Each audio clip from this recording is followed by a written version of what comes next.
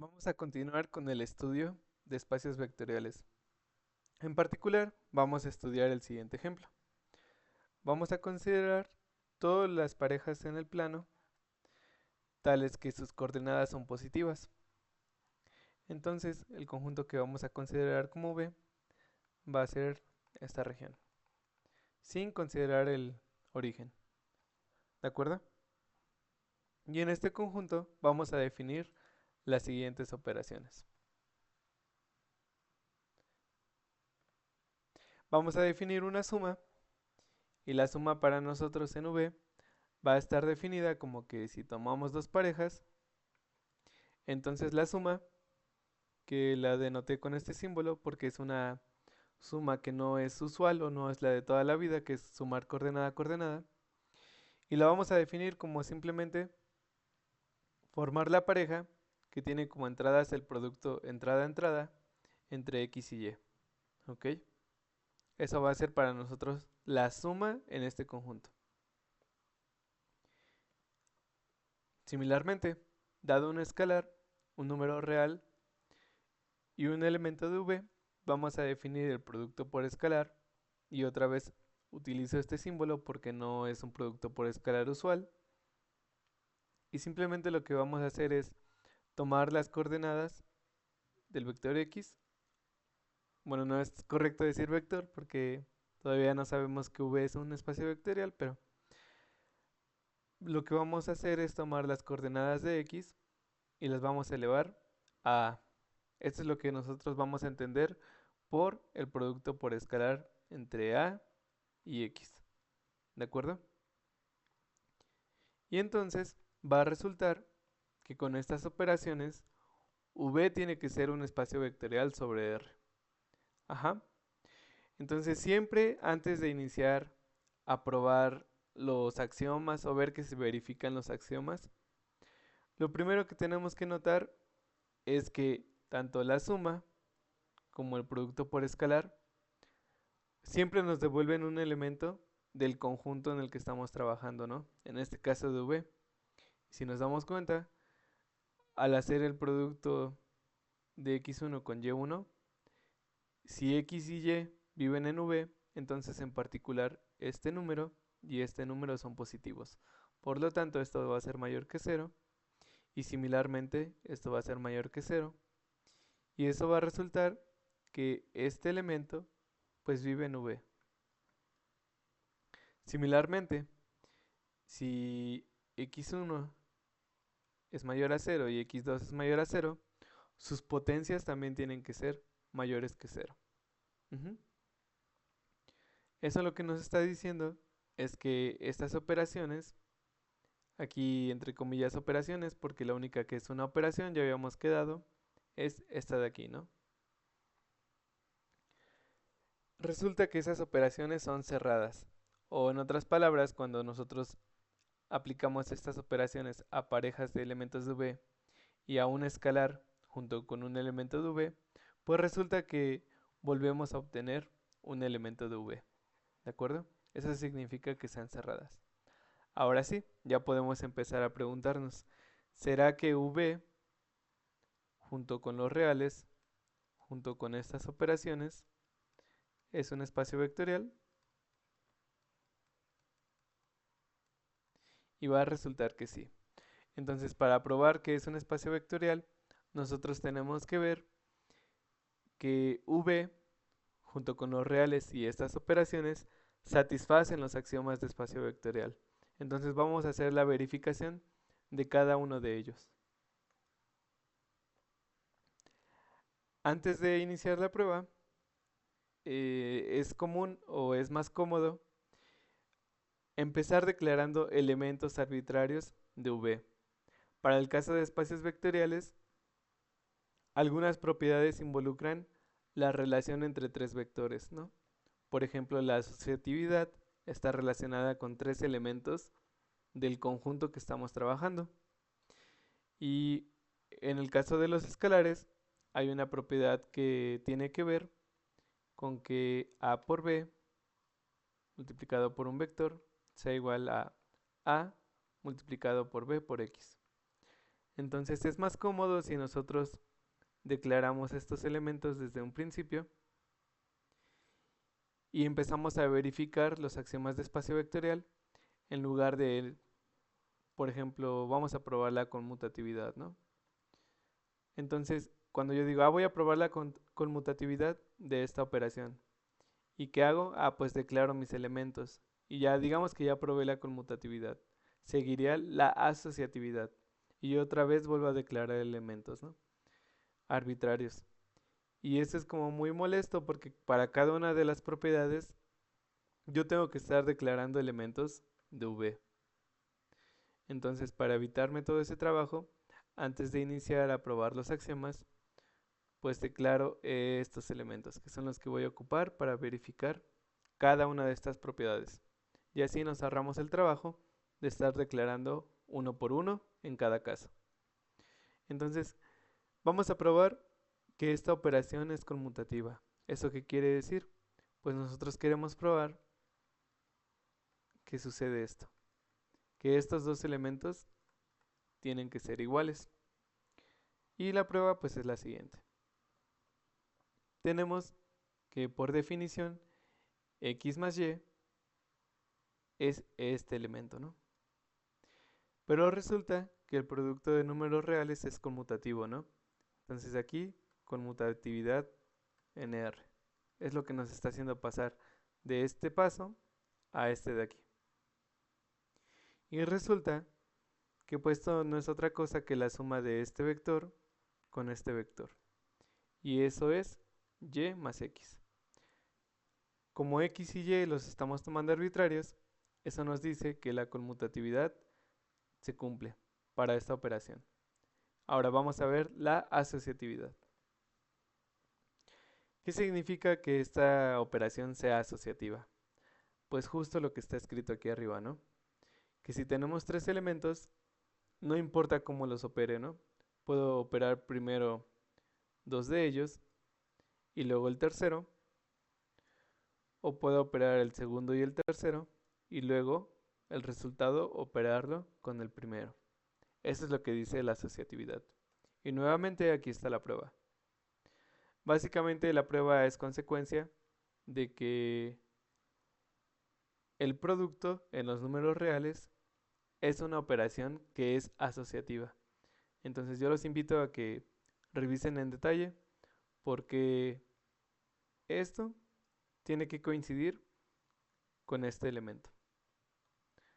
Vamos a verificar la siguiente propiedad. Ok. La tercera propiedad tiene que ver con la existencia de un neutro aditivo. ¿Eso qué quiere decir? Pues yo tengo que encontrar, lo voy a llamar así, ¿no? Tengo que encontrar un alfa en V que cumpla que para todo x en V, si yo opero x con alfa, x se queda fijo, ¿no? Entonces, aquí, en principio, nosotros no sabemos quién podría ser el neutro aditivo. Una forma de plantearlo, pues, es pensar que alfa tiene que ser de la forma alfa 1 o alfa 2, ¿no? Y si lo operamos con x, entonces x operado con alfa resulta que es x1 por alfa 1, x2 por alfa 2. Y nosotros queremos que esto sea igual con x, ¿no? Que justo x es x1, x2. Y ya comparamos entrada a entrada. Yo quiero que x1 por alfa 1 sea igual con x1 y quiero que x2 por alfa 2 sea igual con x2. Como x1 y x2 son números reales que son positivos, podemos dividir.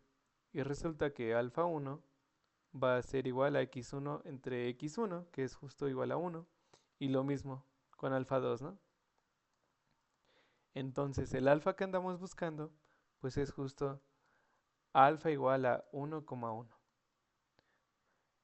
¿Ok? Entonces, de manera formal, declaramos este elemento, ¿no? Aquí le puse 0 subíndice v porque es el que va a ser el elemento neutro para esta operación suma, ¿no? Y resulta que este vector satisface la siguiente.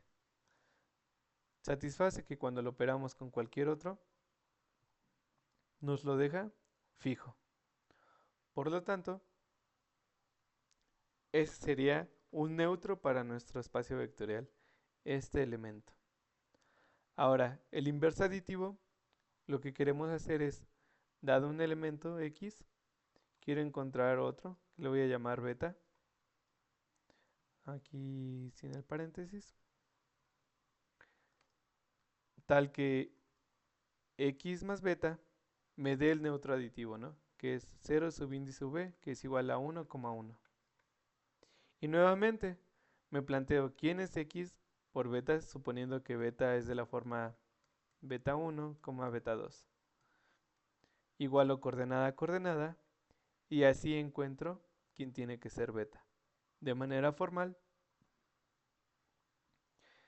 afirmamos que el inverso de X es este elemento que lo estoy denotando con este símbolo, y está definido como simplemente tomar cada una de las entradas de X y calcular el recíproco y construir este vector, ¿no? Construir esta pareja. Y resulta que X, operado con este nuevo elemento, nos va a dar 1,1, que es justamente nuestro neutro para la suma. Entonces aquí ya verificamos las primeras 4 propiedades de espacio vectorial. Vamos a verificar el resto.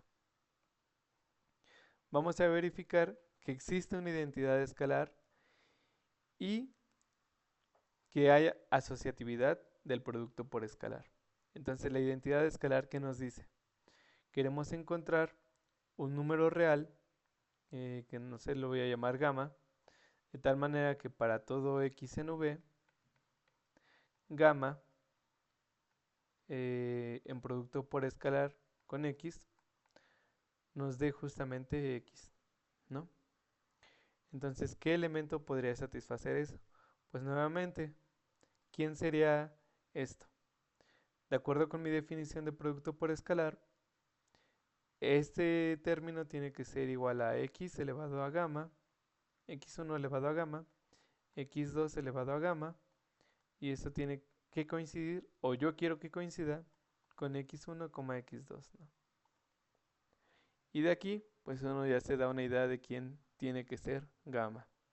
Entonces, de manera formal, tenemos que justo 1, que es uno de los números reales, deja fijo a los elementos del conjunto V bajo esta operación.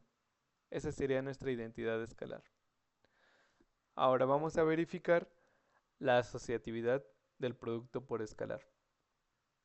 Entonces, en otras palabras, lo que nosotros queremos comprobar es que se satisface esta igualdad. ¿Y cómo podemos hacer para verificar que se satisface esta igualdad?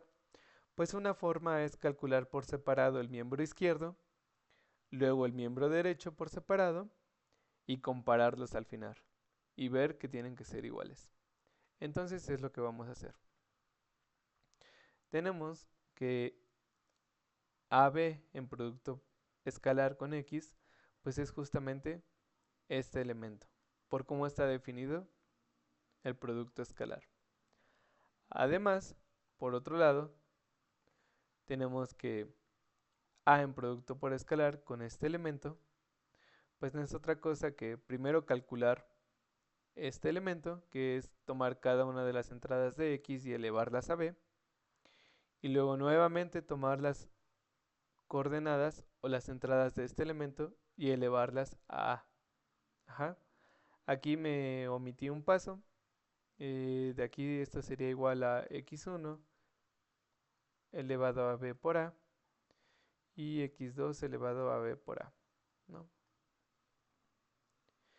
Y nuevamente, como el producto en los reales es conmutativo, usamos eso en el exponente. Y por eso podemos escribir todo este elemento como simplemente la pareja x1 elevado a b, x2 elevado a ab. Y si nos damos cuenta, pues este elemento es justo el que tenemos aquí abajo. Por lo tanto, se tiene la igualdad. ¿Ok? Eso nos dice que el producto por escalar satisface la propiedad asociativa. Vamos a verificar el resto. Queremos ver que hay distributividad respecto a la suma vectorial. ¿Eso qué quiere decir? Que si yo tomo un número real y hago producto escalar con una suma de vectores, pues a nosotros nos gustaría que eso coincida con, aquí es suma, que coincida con A en producto por escalar con X más A en producto escalar con Y. Queremos que se satisfaga esta condición. Entonces, aquí, si se dan cuenta, la notación es un poco fea. Uno puede llegar a pensar, bueno, ¿en qué orden estoy operando, no? Pero realmente no es tan necesario poner unos paréntesis aquí. Porque si nos fijamos, este símbolo opera elementos de V. O sea, opera parejas de números reales.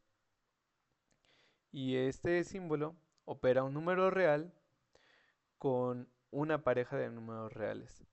Entonces, por ejemplo, aquí no puedo decir x más a, porque esta es una pareja y este es un número real. Entonces, la única manera o el único sentido que le puedo hallar a esto es que voy a tomar este vector y lo voy a operar junto con este vector. Entonces, no es tan necesario escribir paréntesis ahí, pero si se quiere, pues uno puede escribirlos para tener mayor claridad de lo que está pasando. Y nuevamente, hacemos un proceso muy similar a la propiedad anterior. Vamos a calcular cada miembro de esta igualdad y después vamos a compararlos. Es decir,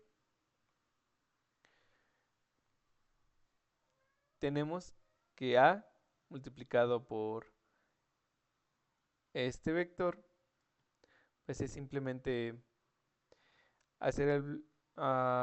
calcular explícitamente quién es este vector.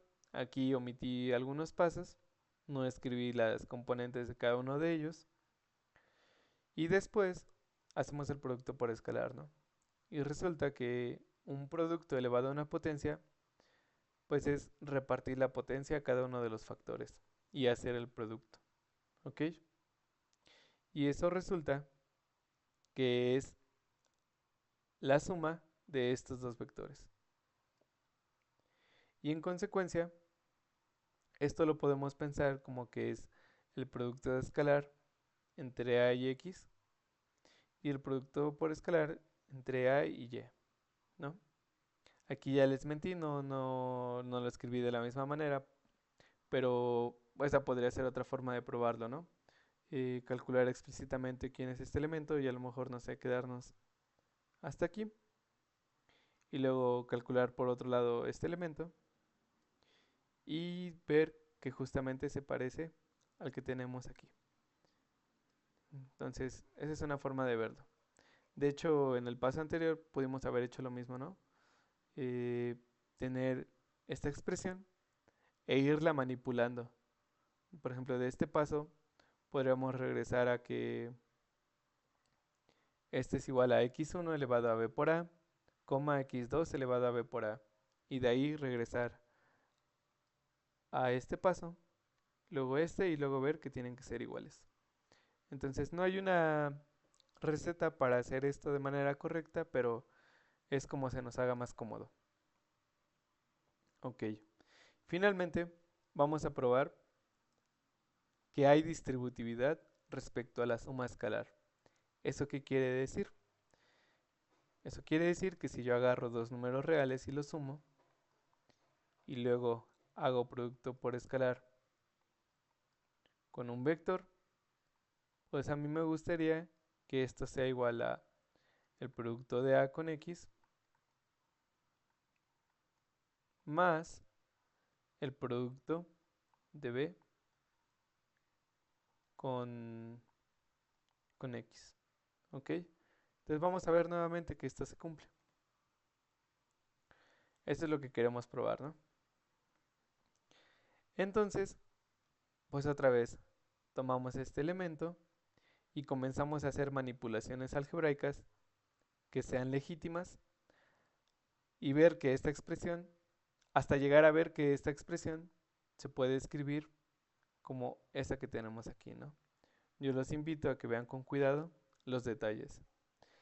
Entonces, en resumen, pues hemos probado que este conjunto, junto con el campo de los números reales y estas operaciones, es un espacio vectorial. ¿Ok? Entonces aquí está la conclusión, escrita de manera bonita.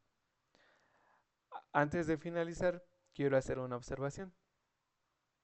Nosotros estamos trabajando en el plano y estamos considerando este conjunto sin el cero, ¿no? Lo voy a poner así, sin el cero. Y nosotros ya habíamos dotado de una estructura de espacio vectorial a R2. Habíamos dicho que R2 era un R espacio vectorial, ¿no? R espacio vectorial. Y además, en ese espacio vectorial quedamos que el elemento neutro aditivo era esta pareja, ¿no? Y el inverso aditivo de un elemento que sea de la forma x1, x2, su inverso aditivo es menos x1, menos x2. Ok, entonces quiero que hagamos un contraste con el elemento neutro y el elemento inverso que obtuvimos para este espacio vectorial. En este espacio vectorial nosotros encontramos lo siguiente. Encontramos que el cero vectorial o el cero vector es este elemento de aquí, el que es diferente del 0,0, y encontramos que el inverso aditivo de x es este elemento, el cual también es diferente en general de menos x1, menos x2. Entonces, ¿cuál es la moraleja de todo esto?